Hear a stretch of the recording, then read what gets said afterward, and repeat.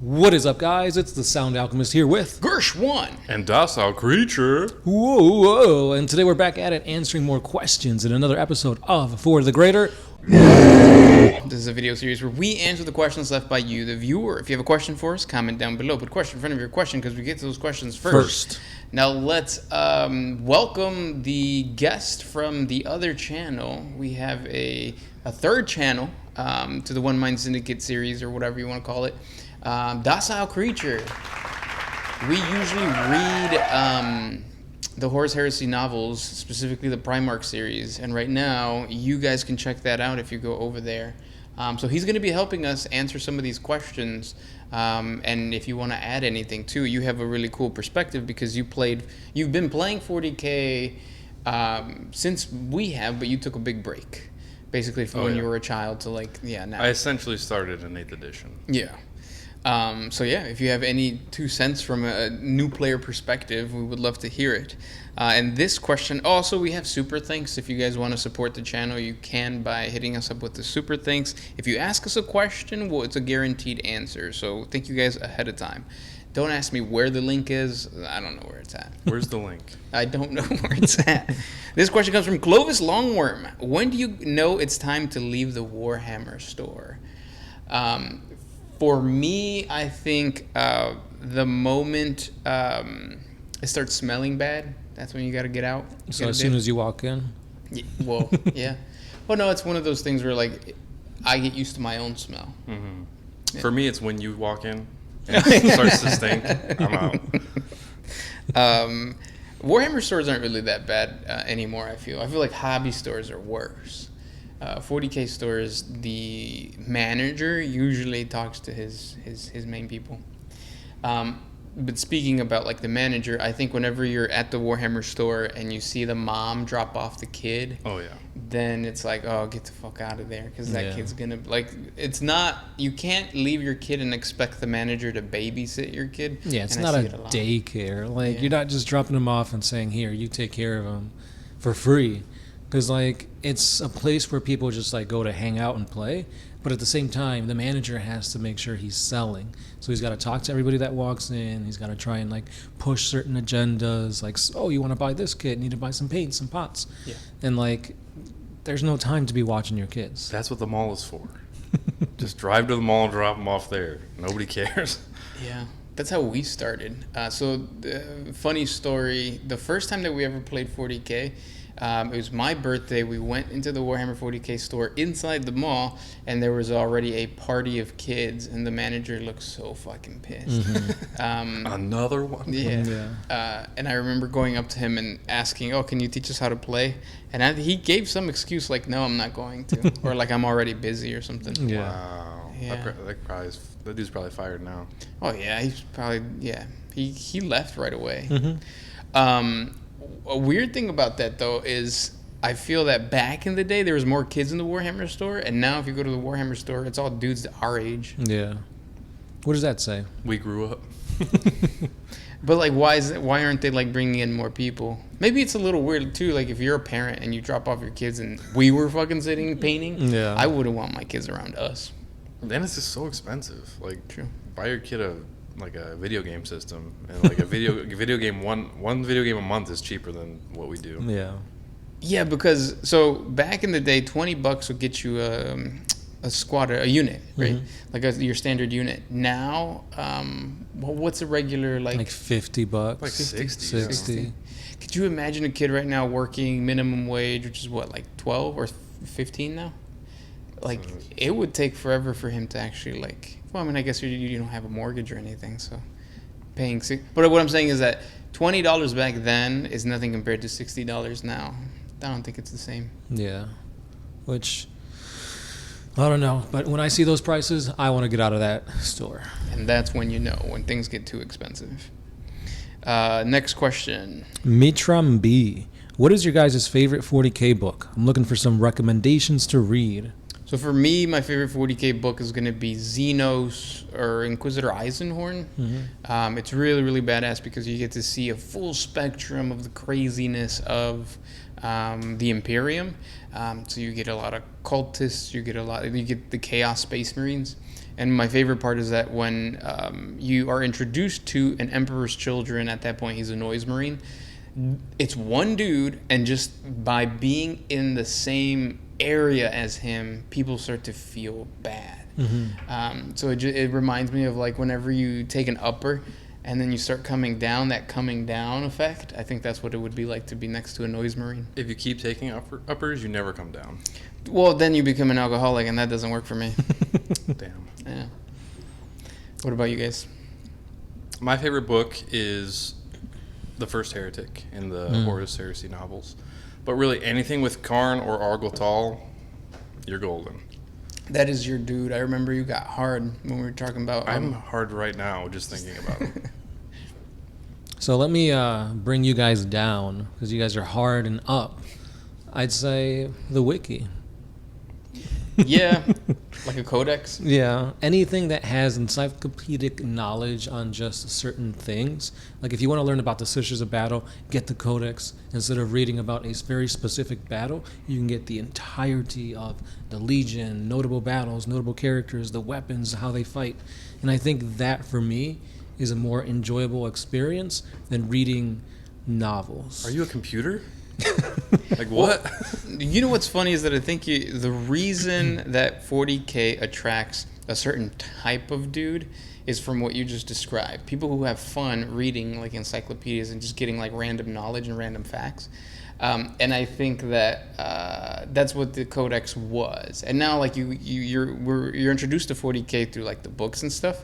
But back in the day, there was no novels, and the novels that did exist were like the Imperial Guard, what is it? The Gaunt's Ghost. Yeah, Gaunt's Ghost. That was the popular one. But if you wanted to learn anything else, you would have to learn about it in the Codex, in the encyclopedia thing. And there's only a certain type of person that was drawn to that, and it's us. Don't include me into that shit. I didn't read my codexes. I just look at the pictures. I think that's why I hate the codices nowadays, because for one, the points are outdated when they come out anyway, but I feel like they're giving us less and less lore in the new codex. Codices? But yeah, so it's like the 8th edition ones were perfect when it came to lore and just overall knowledge, and like the 10th edition ones are like, here's 4 pages of lore and the rest is all like points, which doesn't matter because it's going to be outdated. You know where that lore is? Books. No, but I think the Codex came before the books, though, right? Chicken or the egg? I mean, but the question isn't what came out first. The question is, what do you like? What do you enjoy reading more? And if you like the stories from the old codices, then reading a book with an actual story. I will say, like, Karn did this here, then he did this, and then he did this. Or I could just read that happen. Yeah, instead of just saying Karn fight against Sun Celestian. Oh, that's cool. No, you could actually go into the books and read and get more flavorful. But at the same time, I think docile creature do just lack creativity and imagination because... I think the opposite is true. If you read a codex and you're like, fuck yeah, I love this shit.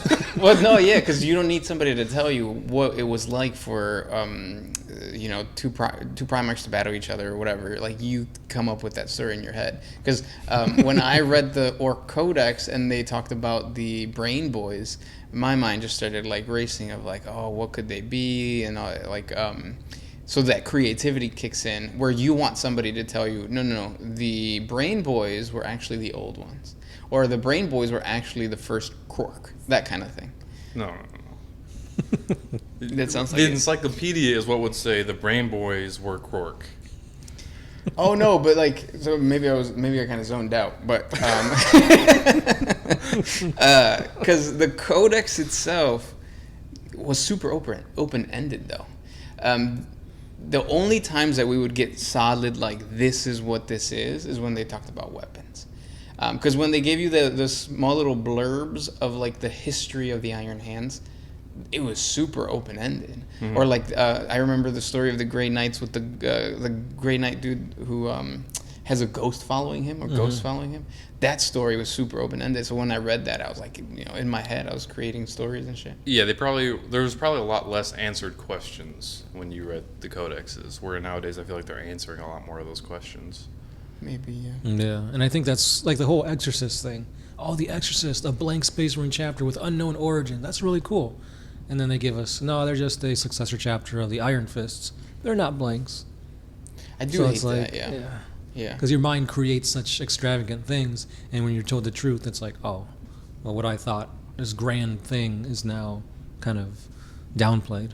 Yeah, true.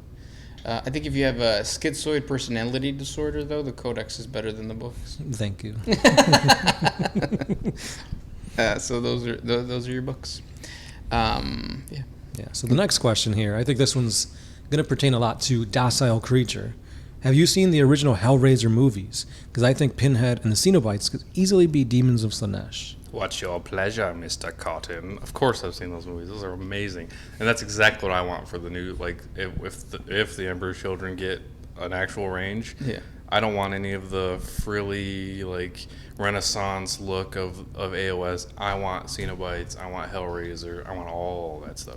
So then when they came out with the Noise Marine that had the mohawk, the colorful mohawk, the guitar, you don't like that kind of stuff? That's fine. Because, like, the paint job of that guy really, like, gave him, like, pushed the glam metal over the edge. You can paint him to make him look more metal or whatever. That's fine.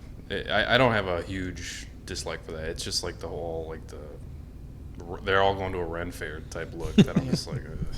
That's fair. And if I'm correct, the Xenobites are actually humans that enter this alien world, right? I think eventually you learn that the Pinhead dude was a human at one point who got sucked in. I don't remember. That's like later on in the movies. The first movie doesn't really touch on that, but. Did you watch the new one? Where like Pinhead's like a woman or something like that? That's a porno. Ah. I definitely didn't watch that one. So no. No, I haven't seen that one. I didn't know that was a thing. The Docile Creature doesn't watch porn. Confirmed. I'm a pure. That's cute. Next question. This one's by Melancholy. Would you like it more if Warhammer became less of a tabletop and more of a computer game? No, of course not. So the cool thing about 40K is that you get to sit around a table and talk with your friends. If it's a computer game, it's not the same if you guys are like, building stupid shit on Minecraft online. Yes. You're not hanging out with anybody. You're hanging out with yourself. Stupid. But yeah, I agree because like that eliminates most of the hobby. Yeah, that eliminates painting, the core of what it is. It's all gone. We are what like the old like 70s and 80s movies. They showed like the weird guy in the basement building trains, model trains. That's who we are now. Yeah. Now we play with like space aliens and shit. Yeah. And only one of us is autistic. Guess which one? And that's the thing though. Like if this ever became a 40K simulator, like that you could play online, GW would shut that down so fast. Because they want to get their money like how it normally comes in. Can't you just do that on Tabletop Simulator now? Yeah, but it's not like endorsed or anything like that. It's all like fan run. Also, there's an element, there's a complexity that you need to be in the same room with somebody. I don't see that, because I watched a video of how to do the game online. It's not fun. It doesn't look fun at all. It would be really hard for me to tell you how the game works if we weren't in the same room. Yeah. That's for sure. Yeah. And those were the questions for today. If you guys have more questions for us, please comment down below. If you have a question for the Docile Creature, he'll be here for the next couple of episodes. So ask away. How does he groom his beard? What's that thing on his lip? You just ask away. Herpes. What's under his hat? Yeah. Nothing. Literally, it's nothing. He got his head cut off. Yep. Thank you guys so much for hanging out with us, and we'll talk tomorrow. Yeah, it's a Sound Alchemist. Docile Creature. Gershwin. And we are out.